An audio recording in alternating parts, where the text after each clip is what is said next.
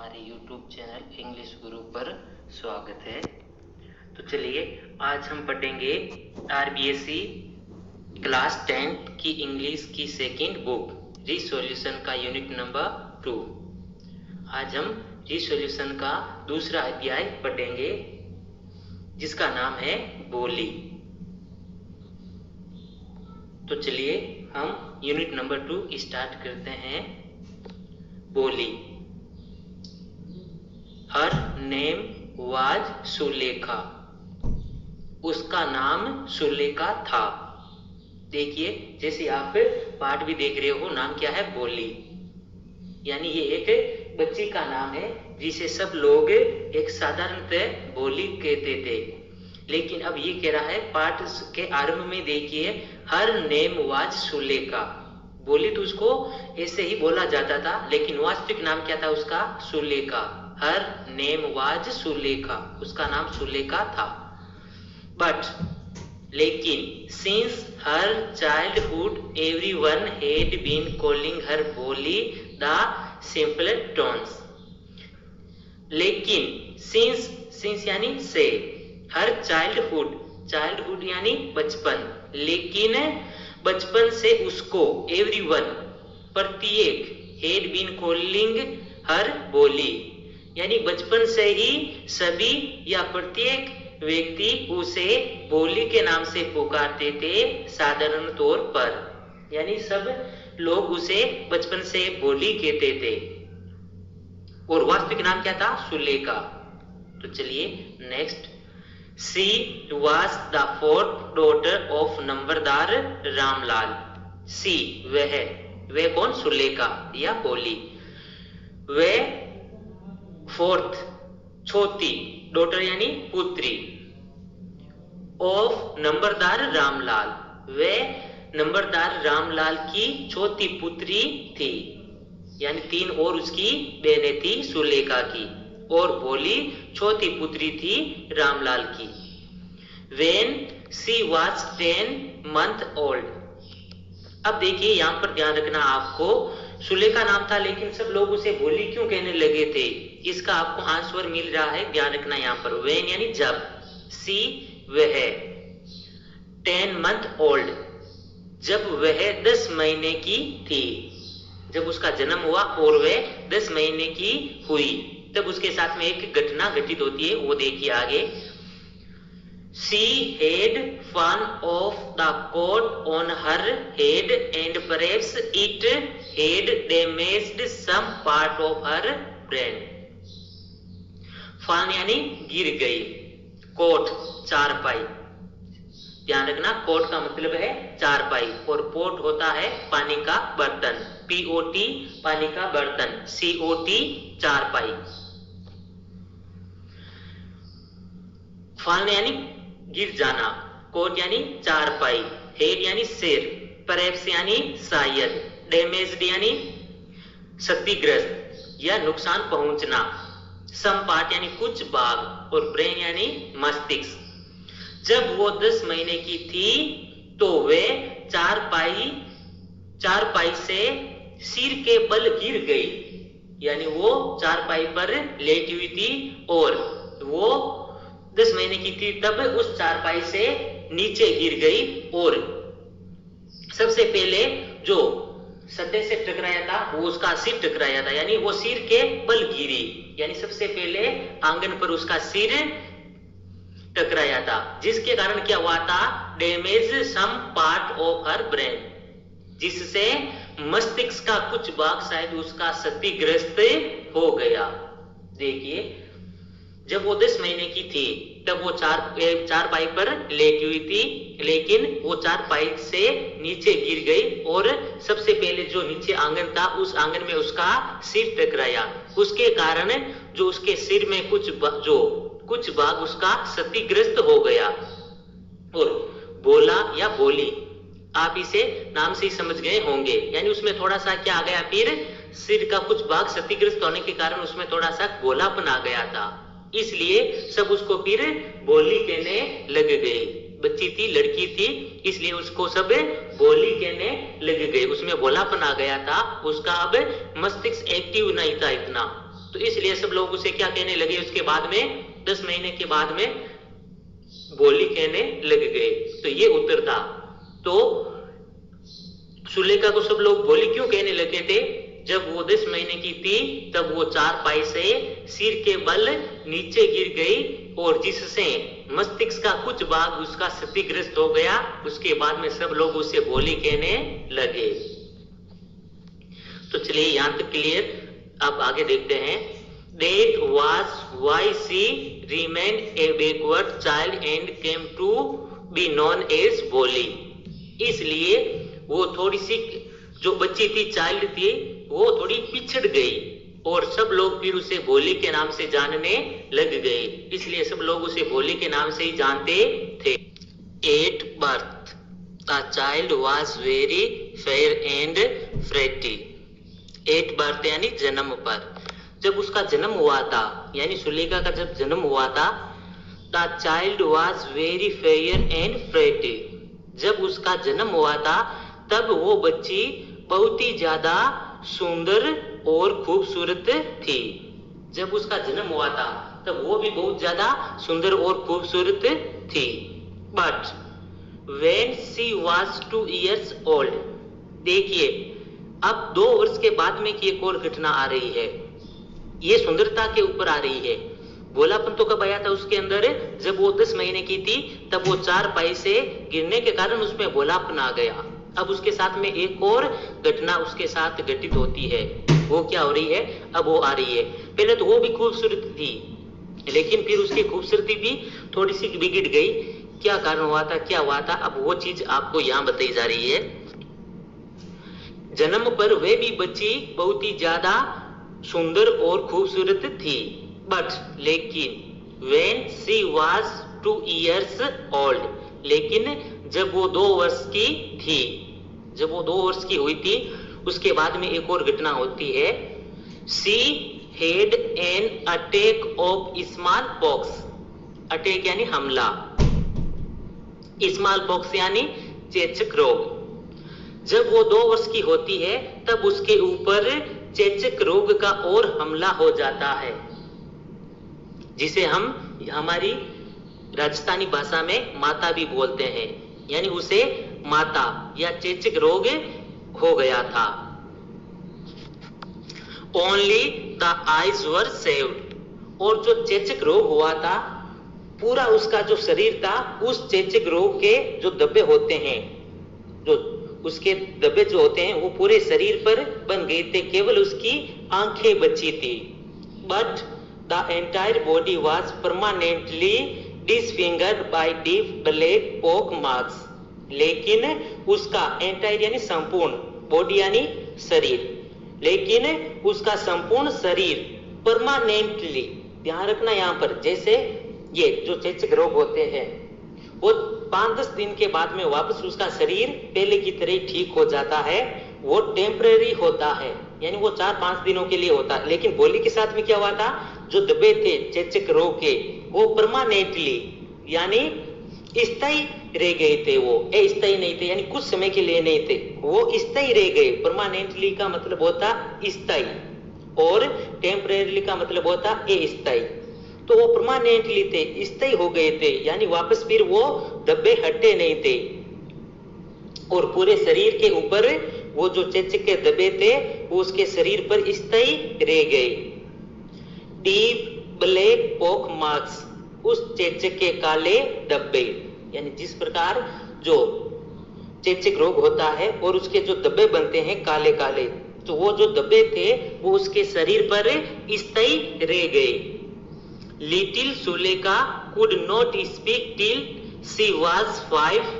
और छोटी सुलेखा जब तक 5 वर्ष की हो गई तब तक वो बोल नहीं पाई। और उसके साथ में और क्या घटना होती है? 2 घटना तो आपने देखी थी।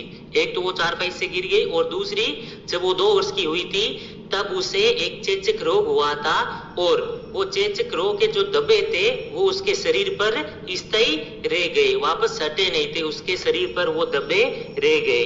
लिटिल सुलेखा, और जो छोटी बच्ची सुलेखा थी वो 5 वर्ष की उम्र तक वो बोल नहीं पाई।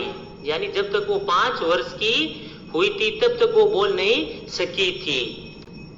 Eight last she learn to speak, और जब उसने बोलना सीखा।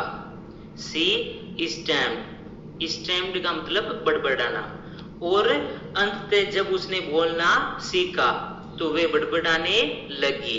बड़बड़ाना या हकलाना। जब भी वो 5 वर्ष के बाद में बोलना उसने शुरू किया तो जब वो बोलती थी तो थोड़ा वो हकलाने लग गई या बड़बड़ाने लग गई। The other children often made fun of her. The other children, दूसरे बच्चे, ऑफ्टन मेड फन, ऑफ्टन यानी प्राय, the adverb of present simple, often यानी प्राय।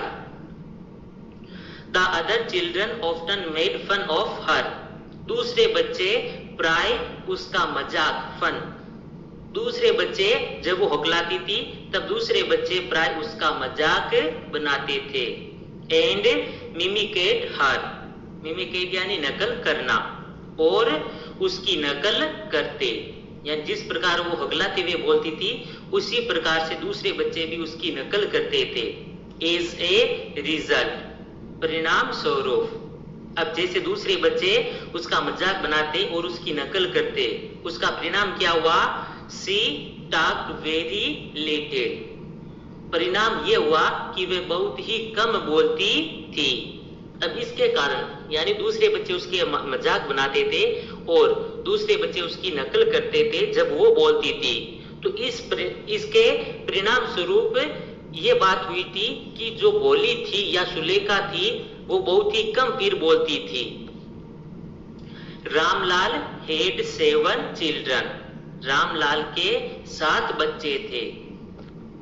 जैसे हमने शुरुआत में ये जाना था कि जो बोली सुलेखा वो रामलाल की छोटी पुत्री थी, यानी रामलाल की 4 तो बेटियां थी, पुत्रियां थी, और कुल बच्चे कितने थे? 7। तो आपको पता चल गया होगा कि रामलाल के पुत्र कितने थे? 3। कुल बच्चे 7 थे, जिसमें 4 तो पुत्रियां थी और अब 3 हो गए पुत्र।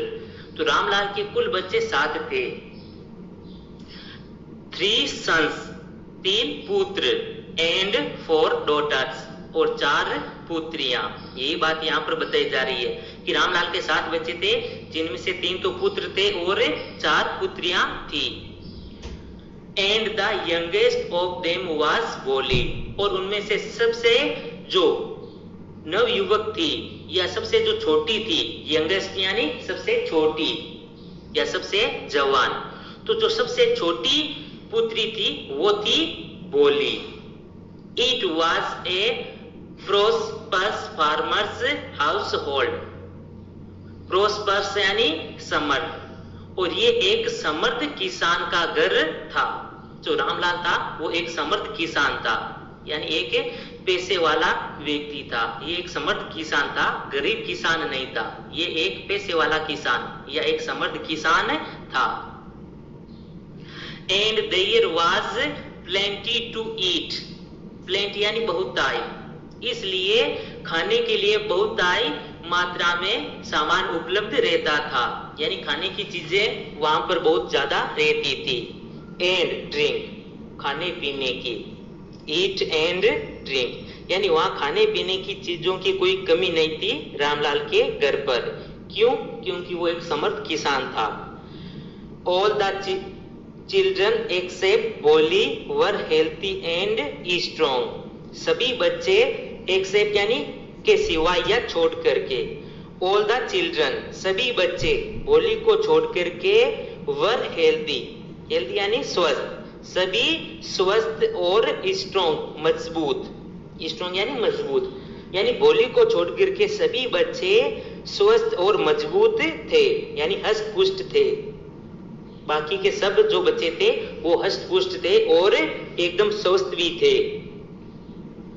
The sons had been sent to the city to study in schools and later in colleges.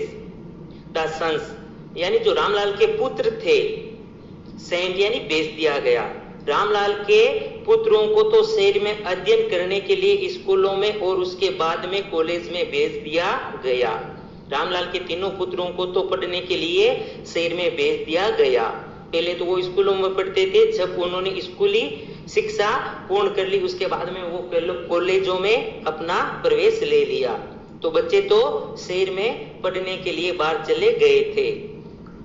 Of the daughters, और अब जो पुत्रियां थी रामलाल की, राधा द इल्डेस्ट यानी सबसे बड़ी, जो सबसे बड़ी पुत्री थी रामलाल की उसका नाम था राधा। बोली सबसे छोटी थी, सबसे बड़ी पुत्री का नाम क्या था? Radha. Had already been married, जो सबसे बड़ी पुत्री थी राधा उसका पहले से ही विवाह कर दिया गया, यानी राधा की तो शादी भी हो गई थी।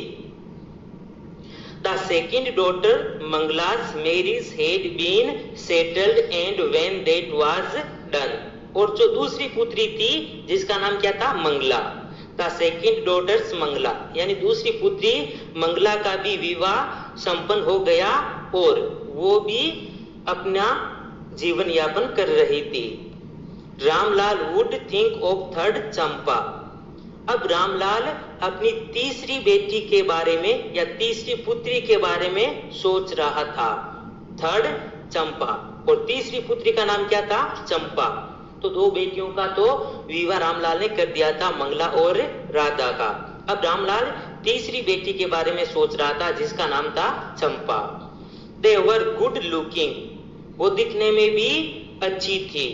हेल्दी गर्ल्स, और वो एक स्वस्थ लड़की भी थी। And it was not difficult to find bridegrooms for them, और उसके लिए ब्राइड्स रूम यानी दूल्हा, और उसके लिए दूल्हे को ढूंढना डिफिकल्ट यानी मुश्किल, और नॉट यानी नहीं, और उसके लिए दूल्हे को ढूंढना कोई मुश्किल काम नहीं था।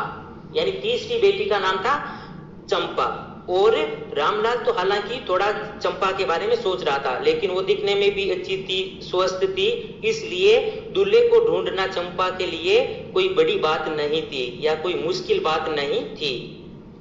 But Ramlal was worried about बोली, लेकिन रामलाल बोली के बारे में चिंतित था।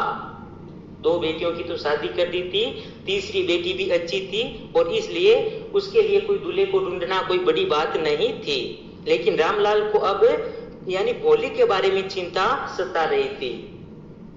जैसे कि आपने जाना भी था, वो एक थोड़ी सी उसमें भोलापन भी था, और फिर चेचे के दबे रह जाने के कारण उसकी खूबसूरती भी बिगड़ गई थी। तो इसलिए अब रामलाल बोली के बारे में चिंतित था। She had neither good look nor intelligence. She यानी वह, बोली, neither good looks, ना तो वह दिखने में अच्छी थी, nor intelligence, और ना ही उसमें बुद्धि थी, यानी उसमें भोलापन भी था, बुद्धि भी नहीं थी, और वो दिखने में भी अच्छी नहीं थी। इसलिए अब रामलाल को बोली की चिंता सता रही थी। बोली was 7 years old when Mangla was married.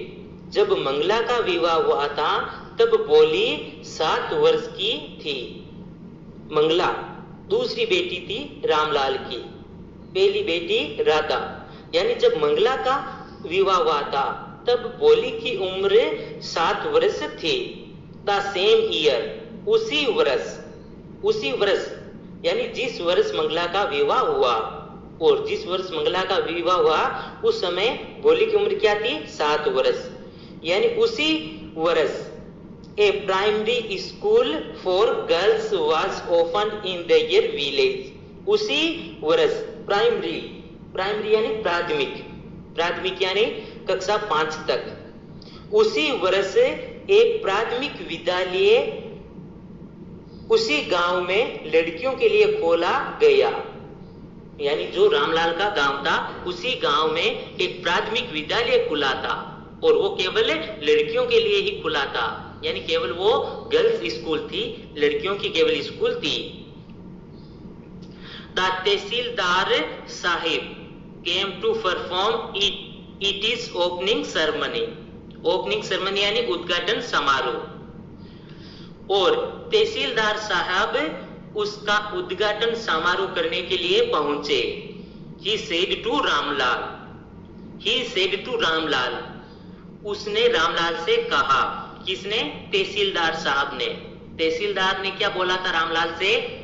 As a revenue official, तुम राजस्व विभाग के तुम राजस्व विभाग के एक कर्मचारी हो, या तुम एक सरकार के कर्मचारी के तौर पर काम करने वाले व्यक्ति हो। You are the representative of the government, और तुम अपने गांव में सरकार का नेतृत्व भी करते हो। इन द विलेज, गांव में। And so you must set an example for the villager, इसलिए तुम्हें गांव वालों के लिए एक उदाहरण बनना होगा। एग्जाम्पल, उदाहरण।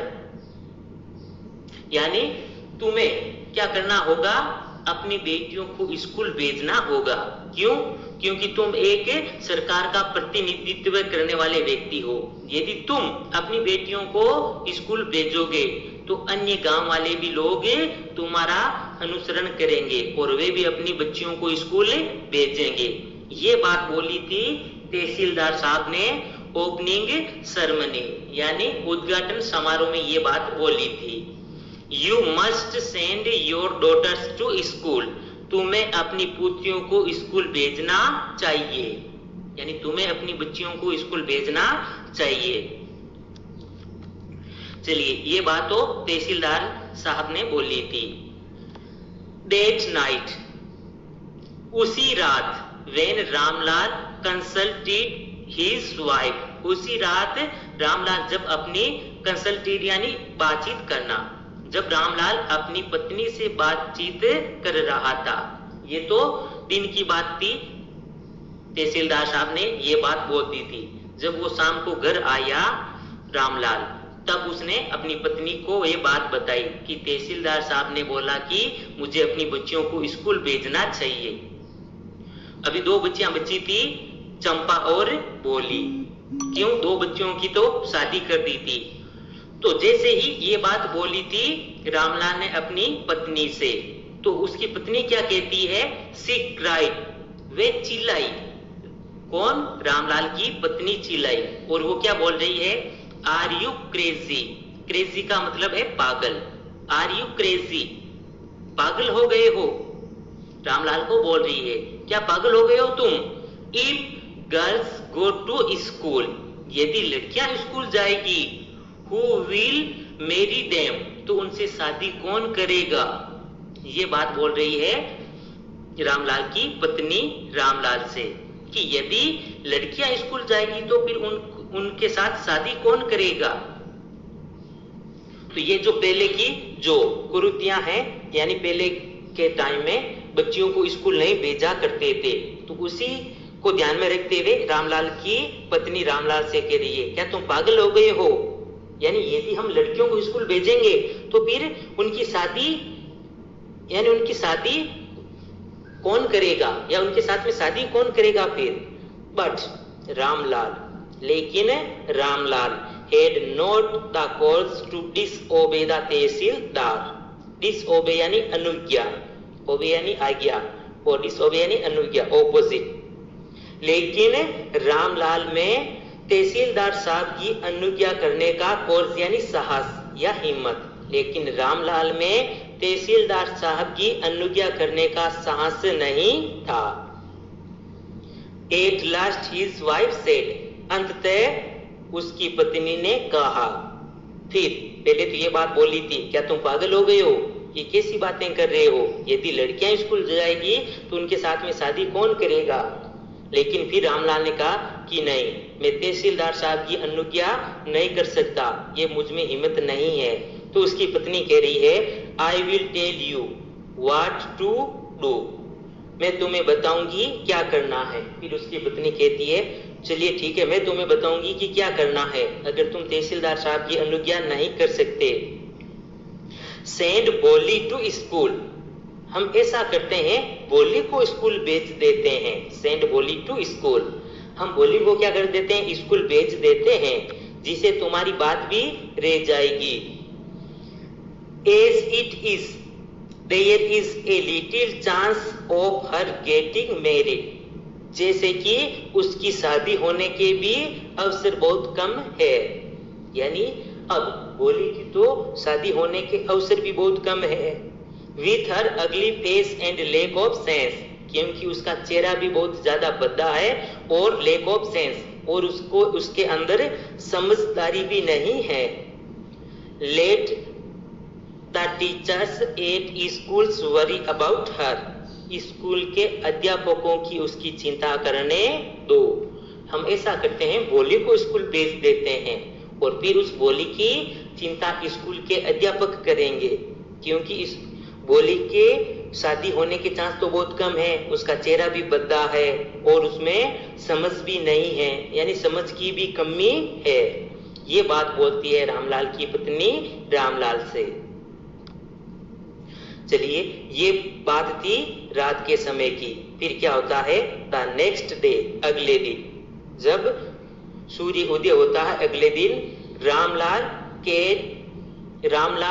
caught बोली by the hand and said, अगले दिन रामलाल ने बोली का हाथ पकड़ा और कहा।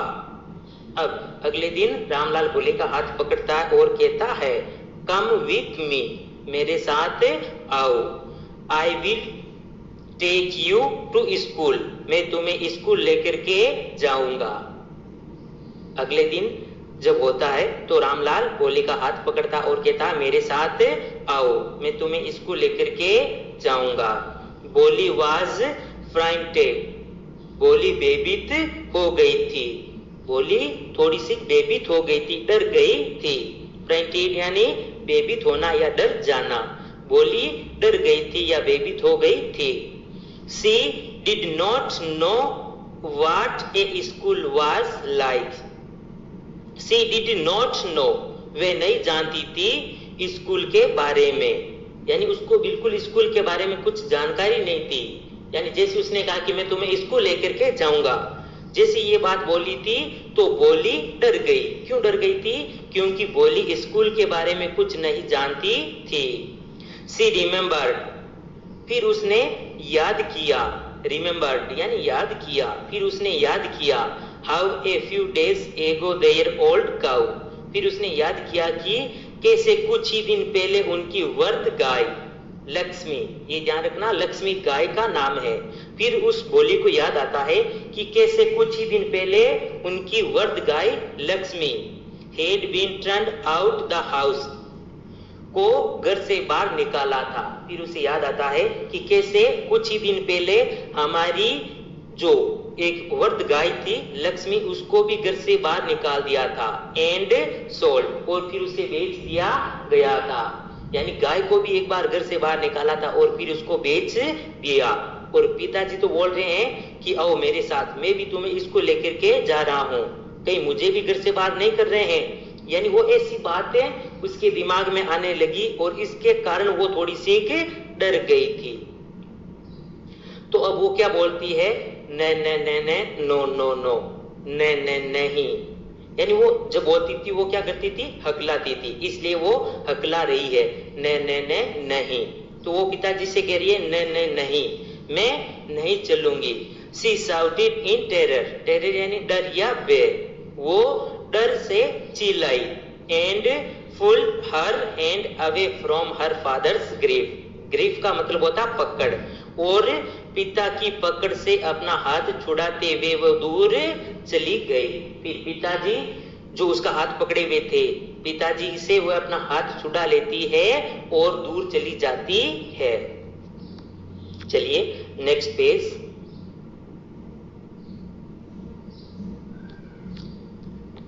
जैसे ही वो पिता से यानी पिता की पकड़ से वो दूर चली जाती है तो रामलाल कहते हैं, what is matter with you you fool, मूर्ख तुम्हारे साथ क्या बात है, यानी क्या बात है।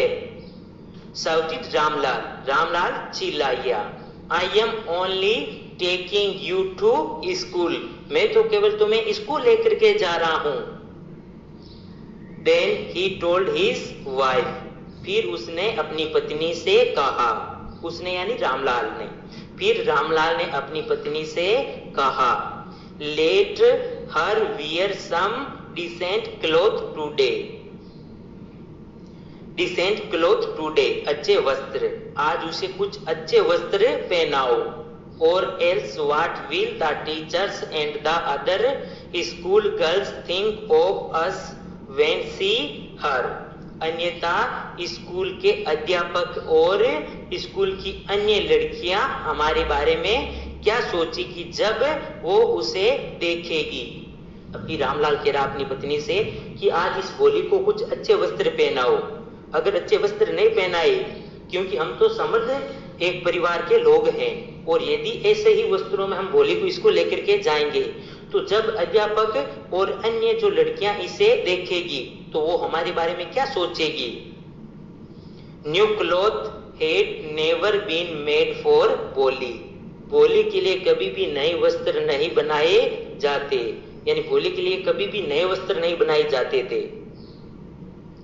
The old dresses of her sisters, उसकी बहनों की पुरानी पोशाकें, वर पास ऑन टू हर, उसे दे दी जाती थी। यानी जो उसकी बहनें थी, राधा, चंपा, मंगला, इनकी जो पोशाकें होती थी तो वे पोशाकें फिर जब पुरानी हो जाती थी तो वे पोशाकें भोली को पहनने के लिए दे दी जाती थी, और भोली के लिए कभी भी नए वस्त्र नहीं बनाए जाते थे। No one care to made or wash her cloth, और ना ही कभी उसके वस्त्र अच्छे से धोए जाते थे, और ना तो भोली के कोई अच्छे वस्त्र उनके लिए लाते थे, और ना ही भोली के वस्त्रों को कभी अच्छी तरीके से धोए जाते थे। बट लेकिन today she was lucky to receive a clean dress, लेकिन आज सौभाग्य से उसको एक नई पोशाक प्राप्त हुई। लेकिन जब वो स्कूल जा रही थी तो उस दिन भोली को एक नई पोशाक दी गई, और ये उसका क्या था, सौभाग्य था, उसका लक था। Which had shrunk after many washing and no longer fitted चंपा, जो कई बार धुलने के बाद, आफ्टर मैनी वॉशिंग, कई बार धुलने के कारण, विच हेड श्रंक, श्रंक यानी सलवटें, जिसमें सलवटें आ गई थी, और वो अच्छे से अब चंपा को फिट भी नहीं आ रही थी। यानी अब ना तो वो चंपा को सही आ रही थी, और कई बार धुलने के कारण क्या हो गई थी, उसमें सलवटें आ गई थी। इसके कारण पोशाक तो नहीं थी, लेकिन चंपा को भी अब वो ठीक से आ नहीं रही थी, इसलिए वो जो नई पोशाक थी वो आज भोली को यानी सुलेखा को दे दी गई थी। She was even bathed and oil was rubbed into her dry and matted hair, और आज उसे नहलाया भी गया, और ऑयल यानी तेल, रब यानी मला गया, हर ड्राई उसके सूखे हुए, एंड मेटेड, मेटेड यानी उलझे हुए, और अब उसके सूखे हुए और उलझे हुए बालों में भी तेल मला गया, यानी उसको स्नान भी कराई गई, और उसके जो सूखे हुए और जो उलझे हुए बाल थे उसके यानी बालों में आज तेल भी मला गया था। And then did she began to believe, तब उसे थोड़ा सा विश्वास हुआ। तब भोली को जब उसे स्नान करवाई गई, उसे एक नई पोशाक पहनाई गई, और उसके सिर पर यानी सूखे हुए बालों में जब तेल भी मला गया, तब उस भोली को थोड़ा सा विश्वास हुआ। क्या हुआ? She was being taken to palace better than her home, तब उसे विश्वास हुआ कि जिस भी स्थान पर उसे ले जाया जा रहा है वो घर से तो अच्छा होगा। तब उसने सोचा कि घर से तो वो अच्छा ही स्थान होगा, तभी मुझे आज स्नान कराई गई, मेरे तेल यानी मेरे बालों में तेल भी मला गया, और मुझे एक नई भी पोशाक मिली। इसलिए उसे ये थोड़ा सा विश्वास होता है कि मुझे जहां पर भी ले जाया जा रहा है वो मेरे घर से तो अच्छा स्थान होगा। When she reached the school, जब वे स्कूल पहुंचे, कौन? भोली और रामलाल, यानी जब वो दोनों स्कूल पहुंचे। The children were already in their classrooms. तो बच्चे पहले से ही कक्षाओं में बैठे हुए थे. Ramlal handed over his daughters to the headmistress. तो रामलाल ने अपनी पुत्री का हाथ प्रधानाध्यापिका को दिया. Left alone. इसे अकेला छोड़ दो. The poor girl looked about her with fear-laden eyes. वो बेचारी लड़की डरी हुई आंखों से देख रही थी. Fear-laden eyes, डरी हुई आंखों से. जैसे ही उसे अकेला छोड़ा गया तो वो बच्ची स्कूल में चारों तरफ देख रही थी डरी हुई आंखों से. There were several rooms. वहां पर अनेक कमरे थे. Several यानी अनेक. वहां पर अनेक कमरे थे. And in each rooms girls like her squatted on mats. और प्रत्येक कमरे में उसकी तरह ही लड़कियां मेट्स यानी चटाई और स्क्वाटेड यानी पालथी मार करके, और उसकी तरह ही कई लड़कियां जो चटाइयों पर पालथी मार करके बैठी हुई थी. Reading from books. कुछ तो पुस्तकों में से पढ़ रही थी. और राइट ऑन द स्लेट्स. और कुछ स्लेटों पर लिख रही थी. उसने देखा कि उसी यानी बिल्कुल उसी तरह की लड़कियां जो चटाइयों पर पालथी मार करके बैठी हुई है. कुछ लड़कियां तो किताबों में से कुछ पढ़ रही थी और कुछ लड़कियां स्लेटों पर लिख रही थी. The headmistress asked Bolly to sit down in a corner in one of the classroom. फिर प्रधानाचार्य ने बोली से कहा कि इन कक्षाओं में से एक कक्षा के कोने में जाकर के बैठ जाओ. बोली डिड नॉट नो. बोली नहीं जानती थी what exactly a school was like, कि वास्तव में स्कूल कैसा होता है.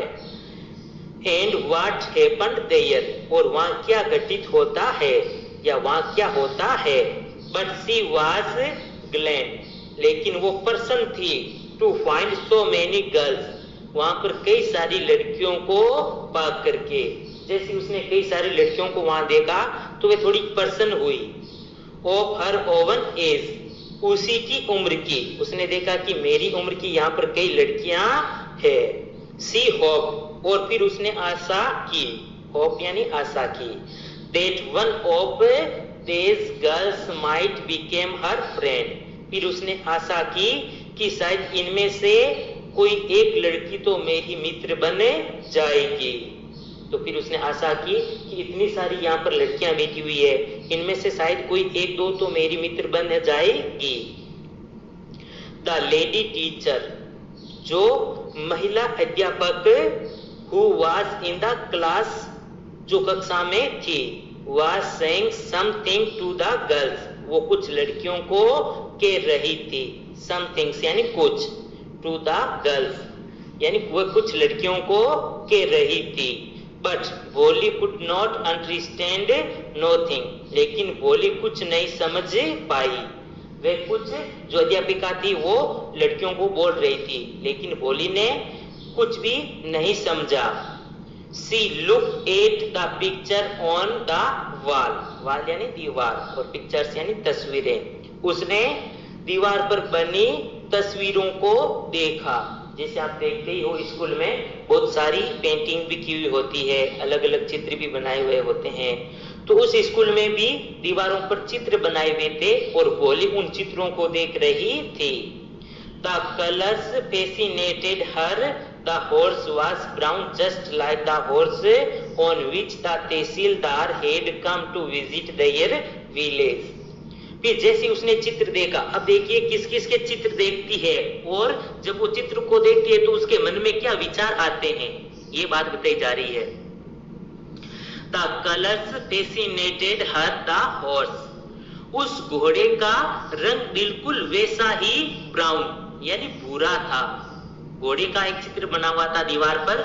उस घोड़े को जब वो देखती है तो उसके मन में विचार आता है कि ये घोड़ा तो बिल्कुल वैसा ही भूरा है जैसे कि घोड़े पर यानी जिस घोड़े पर बैठ करके तहसीलदार साहब हमारे गांव आए थे. तहसीलदार साहब उनके गांव कब आए थे? जब उस प्राइमरी स्कूल की ओपनिंग सेरेमनी हुई थी. तो उनको उस बोली को याद आ रहा है कि जब तहसीलदार साहब घोड़े पर बैठ करके हमारे गांव आए थे ना, तो बिल्कुल वैसा ही घोड़ा यहाँ पर ये बना हुआ है। The goat was black like the goat of their neighbors. गोट यानी बकरी, ब्लैक यानी काली, और बकरी बिल्कुल वैसी काली है जैसी कि उनकी पड़ोसियों की बकरी थी। यानी उनके पड़ोसियों में एक बकरी थी जिसका भी रंग कैसा था, काला, और उस स्कूल के दीवार पर भी एक बकरी का चित्र बनाया गया था, और उसमें भी जो कलर भरा यानी कलर जो फिलअप किया हुआ था वो काला कलर था। तो उसे याद आ रहा कि बिल्कुल बकरी का ये चित्र जो बना हुआ है वो बिल्कुल चित्र हमारी पड़ोसी के बकरी की तरह ही है। द पैरोट वाज ग्रीन, और वे तोता भी बिल्कुल वैसा ही हरा था। Like the parrot she had been the mango orchard, जैसा कि उस तोते को उसने आम के बगीचों में देखा। And the cow was just like their Lakshmi, और गाय बिल्कुल उनकी लक्ष्मी की तरह। ये लक्ष्मी किसका नाम है? जो रामलाल की एक वर्द गाय थी उसका नाम था लक्ष्मी। तो जैसे ही उसने वहां पर गाय का चित्र देखा तो उसे याद आता है कि बिल्कुल ये जो चित्र है बिल्कुल हमारी लक्ष्मी की तरह है, यानी हमारी गाय की तरह ही है। एंड सडनली बोली नोटिस, और फिर अचानक बोली ने ध्यान दिया that the teacher was standing bye her side. फिर अचानक ध्यान दिया कि अध्यापक उसके पास में खड़ी है और उस पर मुस्कुरा रही है। और फिर वो अध्यापक उसे एक क्वेश्चन करती है, what is your name little one. Little one यानी छोटी बच्ची। छोटी बच्ची तुम्हारा नाम क्या है? वो अध्यापक तो कहती है छोटी बच्ची तुम्हारा नाम क्या है? तो देखिए वो अपना नाम बताने की कोशिश करती है, बे बो। जब वो कहती है बे बो, क्यों? वो जब बोलती थी वो हकलाती थी, इसलिए उसने पूरा नाम नहीं बता पाई, और वे बोलती है बे बो। सी कुड स्टम, वो हकलाने लगी, नो फर्दर देन दैट, और उसके आगे वे बोल नहीं पाई, उसने अपना नाम नहीं बता पाया, और वो बोल रही थी केवल बे बो, यानी उसने अपना पूरा नाम नहीं बता पाई थी। और उसके बाद में वो रुक गई।